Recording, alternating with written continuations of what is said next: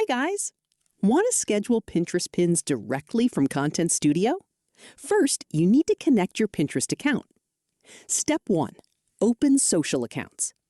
After logging into Content Studio, click on Social Accounts from the left-hand menu.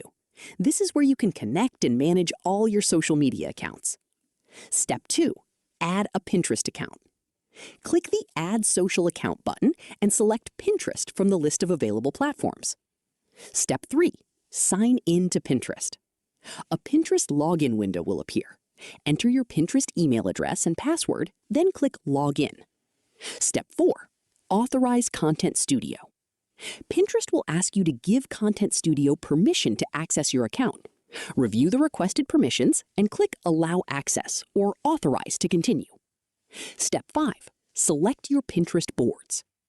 Once your account is connected, Content Studio will display your available Pinterest boards. Select the boards you want to publish to and confirm your selection. Step 6. Verify the connection. Your Pinterest account and selected boards will now appear in your social accounts list. This means you're ready to schedule pins directly from Content Studio. Call to action. That's it! Your Pinterest account is now connected to Content Studio and ready for scheduling pins.